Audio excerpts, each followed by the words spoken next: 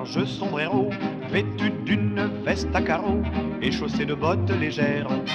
Hier, dans une boîte de nuit, on vit arriver, seul sans bruit, un homme d'allure étrangère.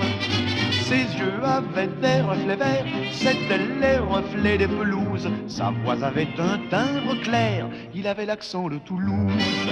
Un peu plus tard, quand il sortit, en donnant son ticket de vestiaire, la dame du vestiaire lui dit cette phrase est singulière.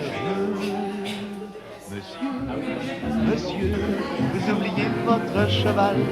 Ne laissez pas ici cet animal, il y serait vraiment trop mal.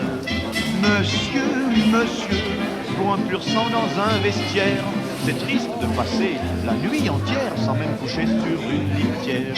Comme il s'ennuyait et comme il bâillait, je chantais pour qu'il soit sage. Comme il avait faim, que j'avais plus de pain, j'ai donné un peu de potage. Monsieur, chose pareille est anormale. Ne laissez pas ici cet animal, vous oubliez votre cheval. 50 ans plus tard, le jockey à ses petits-enfants expliquait aux aventures invraisemblables.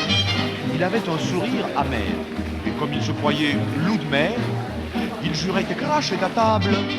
Tout en mâchonnant un mégot, il y allait de son bavardage. Il ne parlait que de cargo, de tempête et d'abordage. Mais les petits enfants pas dupés, montrant un tableau qui s'effrite, s'écriait grand-père, ce beau pré, c'est-il la mer ou Maison Lafitte? Grand-père, vous oubliez votre cheval. Vous nous menez en bateau, c'est normal, mais vous n'êtes pas Maline, t'es bien. Grand-père, T'es bien. jamais vous ne fûtes corsaire.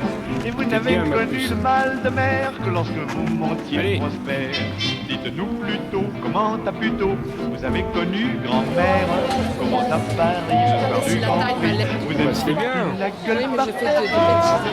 Grand-père, vous n'êtes pas un vieux loup de mer, vous n'êtes pas non plus un amiral, vous oubliez votre cheval. Marie, elle est partie un quart d'heure, 10 minutes après toi. Non, un quart d'heure après toi. À 16.